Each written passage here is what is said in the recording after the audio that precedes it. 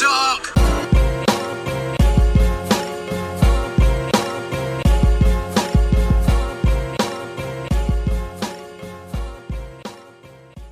Welcome to another episode of Shot in the Dark. I'm your host, John Siino Evil here. Let's get right down to it. AEW Dark Elevation starts with the team of Anna Jay and Ty Conti.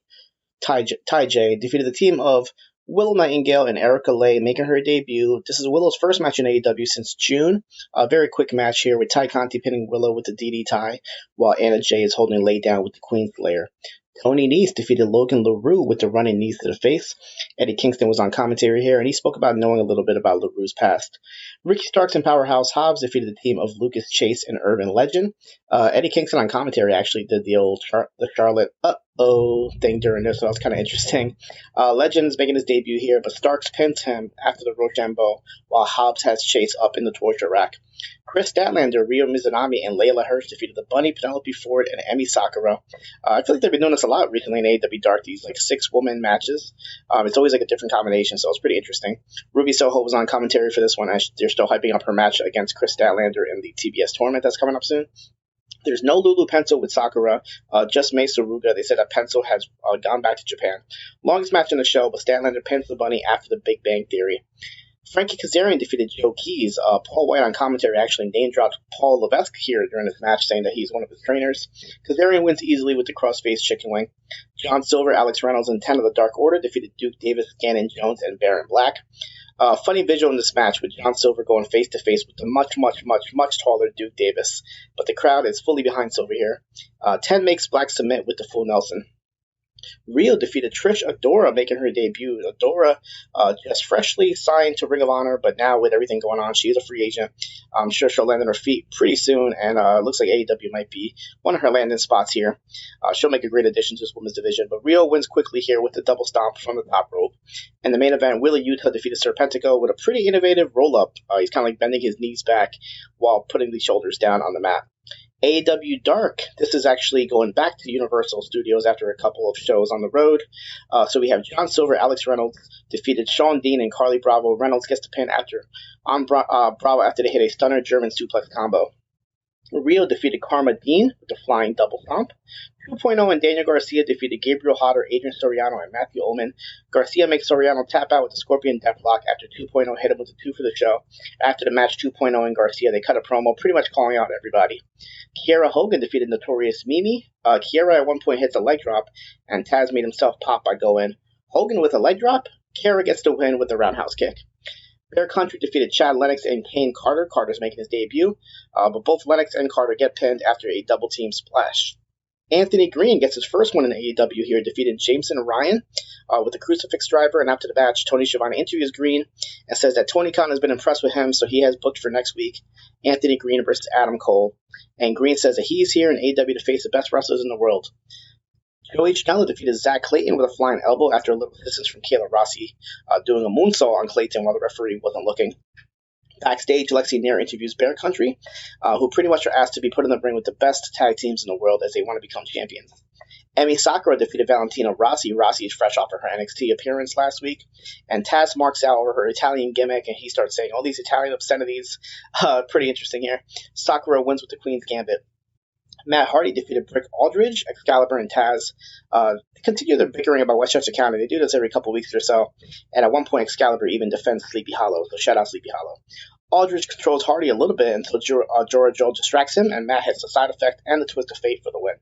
The Acclaim defeated Lee Johnson and Brock Anderson. Caster's Freestyle says that Brock looks like he's from the 80s, and he probably only gets 50-year-old ladies. This is actually a really fun, fast match here, but Caster uses the chain to take out and pin Brock Anderson. Wardlow defeated Rolando Perez, making his debut. Perez is a lot smaller, but he's like going pretty crazy in the beginning, just kind of like trying to match up with Wardlow. It's a pretty funny visual here. But Wardlow immediately kills him with a whole bunch of power bombs and the Casualty Award to end it. After the match, Wardlow just keeps attacking him. In the main event here, Lee Moriarty defeated Nick Comoroto. It's a real competitive main event for both these guys, and Moriarty gets his first singles victory in AEW out of nowhere after reversing Comoroto, who had him up in the air with one arm, and Lee Moriarty just rolls him up for the pin.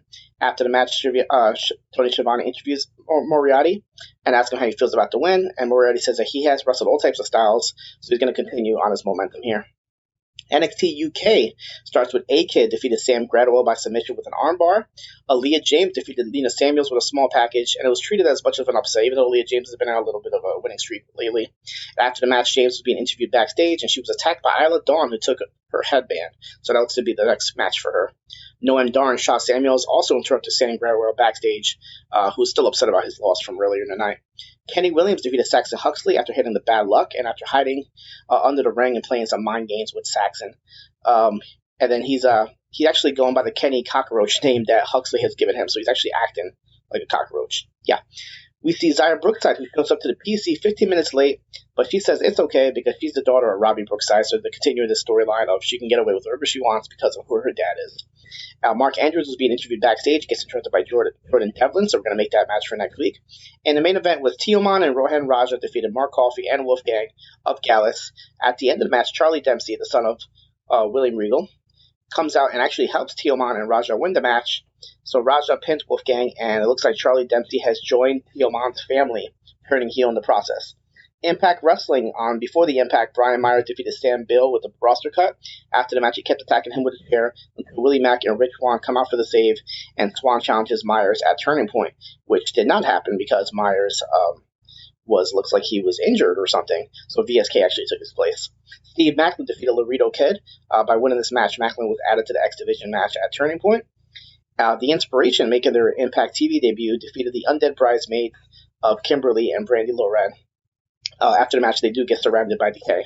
Moose attacks Eddie Edwards backstage and starts fighting ringside with tables, ladders, and more, so Scott D'Amore makes their match at Turning Point in Full Metal Mayhem. If you want to get the full recap of Turning Point, check out PulseWrestling.com, as I do have a report for that.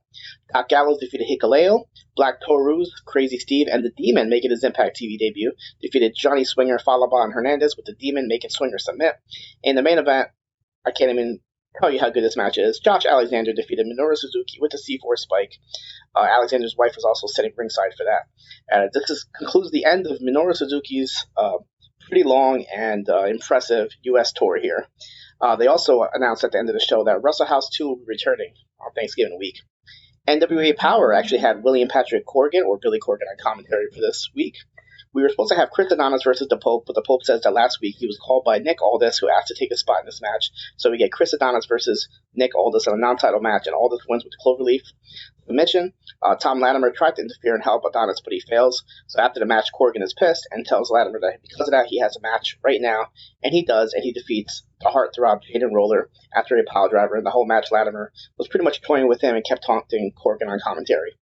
Tyrus and Sion have a quick interview hyping up their Hard Times 2 match, where Sion just keeps apologizing to Tyrus for some reason. We have a social distance match that Tarryn Terrell made with herself versus Kenzie Page, so this is exactly what you would think it is. They had to be 6 feet apart and wear masks, but it got really ridiculous when they actually are delivering the moves to just air, and the other person is selling it. So this happened for a couple moves or so. I was fearing the whole match was going to be like this, but Tarryn Terrell uses the hand sanitizer in the eyes of Kenzie Page, so she snaps, and Tarryn Terrell leaves, and she gets counted out. Yeah. JTG and Colby Carino, fresh off his Survivor Series draft appearance for Up Next, defeated the team of El Rudo and Jamie Stanley, the Rude Dudes, after JTG pinned Stanley with the Brooklyn's Edge. In the main event, Trevor Murdoch and Crimson defeated Jack Dane and Jeremiah Plunkett. The story here is that Dane has earned the title shot, but if he gets pinned before it, he loses the title shot, so he pretty much walks out in this match, and Plunkett gets the pin, gets pinned by Trevor Murdoch after a top rope bulldog. 205 Live, we have Idris Inoffy making his debut, defeated Malik Blade. Not much is known about Inoffy. I know he has some independent wrestling experience, but he is a Nigerian-born wrestler, and he was signed back in August as part of the Las Vegas tryouts. And he wins here with a standing moonsault, and after the match, both of these guys, they shake hands and hug. Tiffany Stratton making her debut. I know they teased her on NXT as coming soon, but her actual debut was on here, defeating Amari Miller. She has like this really rich Beverly Hills type girl gimmick. I guess you could say like Clueless or Legally Blonde. And after the match, she cuts a heel promo. Or before the match, she cuts a heel promo saying that she eats the best food, she wears the best clothes, she drives the best cars, and all this because her daddy spoils her. And she gets a surprise pin by rolling up Miller, and the commentaries are acting like it's a big shock.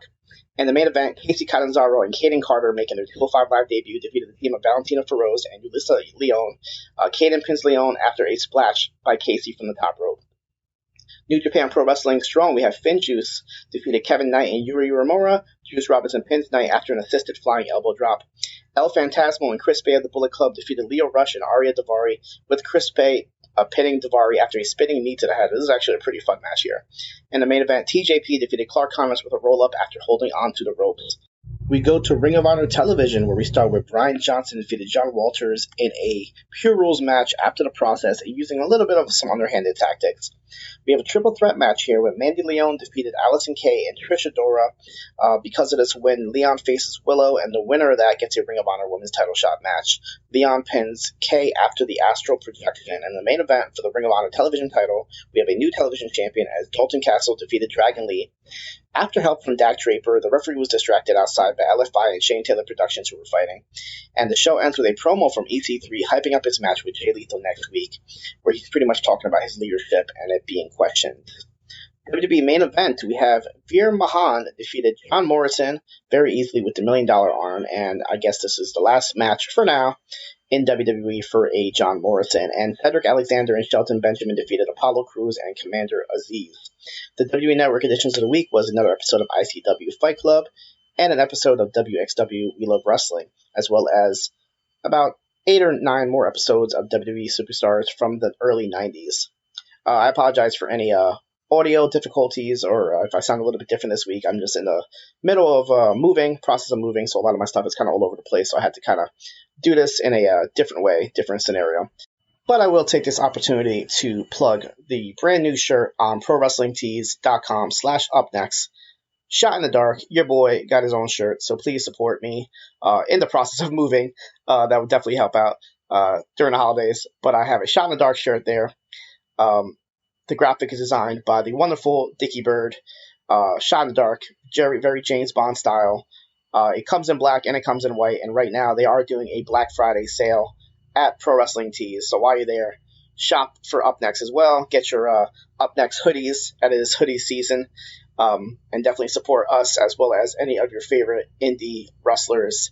That is it for me this week. You guys can catch me here next week for another episode of Shot in the Dark.